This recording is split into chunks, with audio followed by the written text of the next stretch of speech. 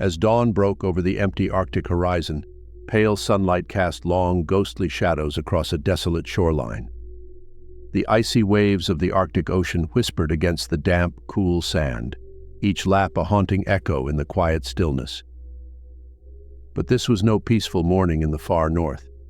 It was the aftermath of a brutal struggle. To the left, the torn remains of a tent lay ravaged, its canvas shredded by a monstrous force. To the right, the massive body of a polar bear, weighing over 360 kilograms, lay lifeless on the icy ground. And at the explorer's feet, his expedition partner lay battered and torn, his head resting in a steaming pool of thick blood. The seriousness of the situation was undeniable. If he were to save his friend's life, he had to act quickly.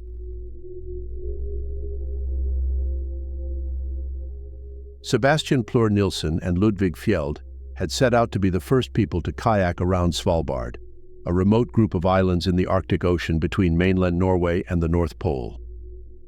Svalbard is a land of rugged beauty and extreme dangers, consisting of 4 main islands that form a challenging circuit of more than 2,000 kilometers.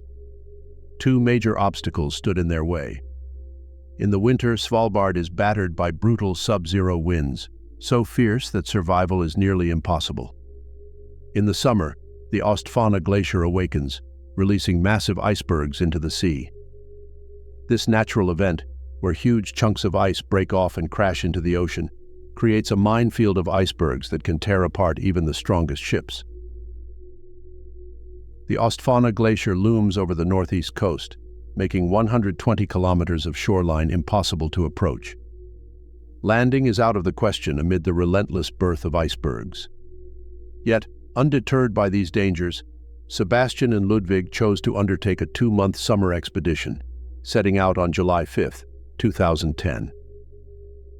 Svalbard's landscape is a mix of mountains, glaciers, and stark wilderness, 65% of which is protected as nature reserves, national parks, and bird sanctuaries. The brief summer thaw provides a narrow window for humans to inhabit these islands. The explorers plan to take advantage of this period, making occasional visits to the isolated villages scattered across the area. The constant 24-hour sunlight of the midnight sun would light their path through the icy maze. But with the thaw comes another danger, a predator unlike any other. The polar bear, the world's largest land carnivore, roams these icy realms. Capable of reaching speeds up to 40 kilometers per hour, armed with razor-sharp claws that can tear a person apart with a single swipe, and possessing jaws powerful enough to crush bone, the polar bear reigns supreme at the top of Svalbard's food chain. Sebastian and Ludvig, though in their early 20s, were no strangers to danger. Seasoned survivalists, they had adventured together for 7 years, tackling challenges like an 18-day, 900-kilometer sea kayak journey around the southern tip of Norway and climbing Mont Blanc, Europe's highest peak at 4,810 meters. Yet this Svalbard expedition was their most ambitious endeavor, carefully planned and funded. By July 22nd, they reached Nordaustlandet, Svalbard's second-largest island and home to the formidable Austfonna glacier. The bright skies and calm seas that had favored them vanished as the weather changed. Fierce winds swept in, forcing the pair to set up camp and wait. When the cold currents from the North Pole collide with warmer southern winds, the resulting storms can be deadly for anyone at sea. That morning brought strong winds, making it impossible to kayak. They were compelled to stay and wait for the weather to improve. They were well aware of the risks. While black bears are statistically responsible for more attacks due to their proximity to human populations, polar bears are far more formidable. In Svalbard, a fragile coexistence exists between 2,500 humans and an estimated 3,000 polar bears. Despite the numbers, fatal encounters are rare. To safeguard themselves as they slept, Sebastian and Ludvig set up tripwires connected to flares around their camp, a perimeter designed to alert them to any intruders and hopefully scare off curious bears. They also kept guns close at hand, knowing the sound alone might not deter an approaching predator. That night, an unsettling sighting near their camp heightened their nerves. They wanted to move the camp, but the wind off the sea was brutal, and they feared losing everything. Faced with a tough choice, they decided to stay, keeping a vigilant watch. For 5 long hours, they peered into the eerie glow of the midnight sun, alert for any sign of movement, a creeping shadow or a flash of white fur. Eventually, exhaustion overtook them. Confident that their tripwires were set, they succumbed to sleep, knowing they had a long journey ahead in the morning. Little did they know that as they drifted into uneasy slumber, danger was silently closing in. In the dim hours before dawn, chaos erupted, not awakened by the biting Arctic cold or the blinding flash of a tripped flare, but by the violent force of a polar bear tearing through their tent. With a single powerful swipe, the bear ripped the front of the tent away. The sudden attack was brutal. The bear grabbed Sebastian, sinking its teeth into his neck, and dragged him out of his sleeping bag. It then bit his head with tremendous force, its teeth piercing deep into his flesh. The pain was excruciating. The bear's assault was relentless, a frenzy of sheer power and ferocity. Amidst the terror, a glimmer of hope flashed in Sebastian's mind. His shotgun lay nearby. As the bear momentarily paused, he seized the chance, reaching desperately for the weapon. Meanwhile, Ludvig had awakened moments after Sebastian. Seeing the bear attacking his friend, he began frantically searching for his own gun, but the bear had destroyed their camp, scattering their belongings.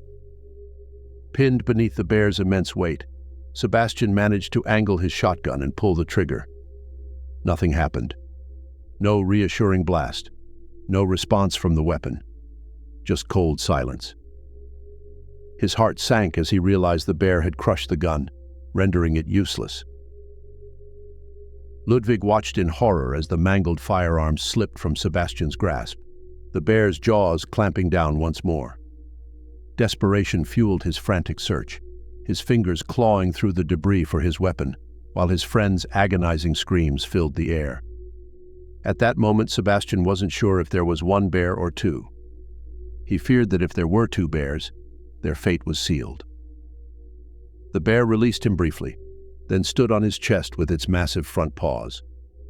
The weight was immense, but the pain in his neck and shoulder was even more intense. In a surreal moment amidst the chaos, man and beast locked eyes. Sebastian looked into the bear's gaze as it prepared to strike again.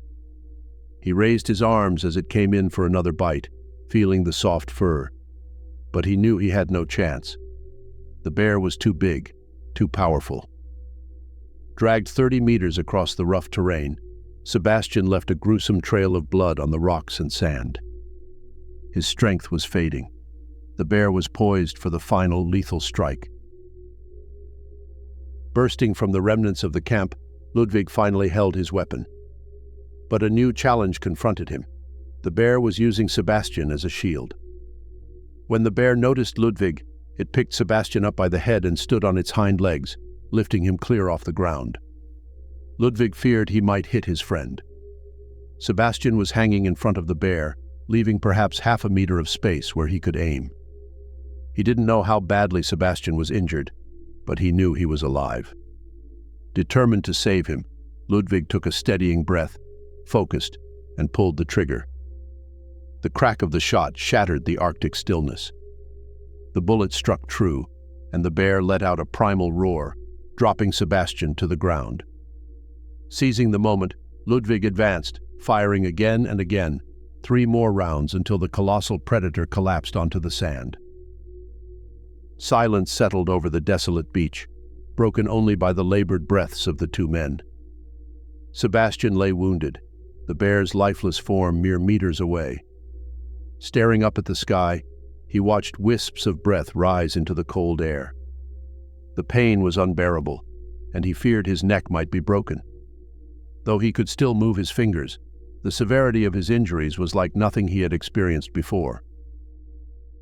Their ordeal was far from over. In this remote wilderness, help was not readily available. Ludvig sprang into action, using their satellite phone to call for emergency assistance. Yet deep down, he harbored another fear. They had seen more bears and knew there were many in the area. The presence of blood all over the tent, Sebastian, and the camp heightened the risk, as polar bears can smell blood from great distances. Time was their enemy. With Sebastian's life hanging in the balance and the ever-present threat of another bear attack, the situation was dire. Ludvig worked to keep his friend conscious, tending to his wounds as best he could, all the while scanning the horizon for signs of movement. Back in Longyearbyen, medic Axel Bilic received the distress call. Accustomed to the perils of the Arctic, he understood the gravity of a polar bear attack. Learning of Sebastian's condition, Axel's first thought was that he was fortunate to be alive. He instructed Ludvig to keep Sebastian warm and emphasized the importance of keeping him awake. After obtaining their GPS coordinates, the rescue mission was swiftly underway. The helicopter soared over the icy expanse, reaching the campsite just over 2 hours later. Axel stabilized Sebastian and prepared him for the flight back. At the hospital, Dr. Hansen and her team were ready. Upon arrival, despite the severity of his injuries and the loss of blood, Sebastian was awake, a promising sign. The medical team worked diligently to treat the deep wounds to Sebastian's shoulder, back, neck, chest, and head. Infection was a critical concern, as the mouths of polar bears carry bacteria that can lead to severe complications. Preventing infection became the top priority. That Sebastian survived at all was nothing short of miraculous. Polar bears often attack animals larger than humans, and the odds of surviving such an encounter are slim. Ultimately, the decisive factor was that the bear had confronted someone whose companion was armed. Recovery was a long and challenging journey. It took 3 hours for surgeons to address his injuries and 3 months of hospitalization for rehabilitation. The muscles in his shoulder had been badly damaged, raising concerns about his ability to fully recover, but he eventually regained full strength. For Sebastian, the experience did not extinguish his adventurous spirit. Despite the difficulties, he returned to his kayak within the year and revisited the islands. He now carries the rare distinction of having survived a polar bear attack. Thank you so much for watching. We really appreciate your time and hope you enjoyed the video. If you liked what you saw, be sure to check out the other great content on our channel. Your support means the world to us, and we can't wait to bring you more. Thank you again, and see you in the next video.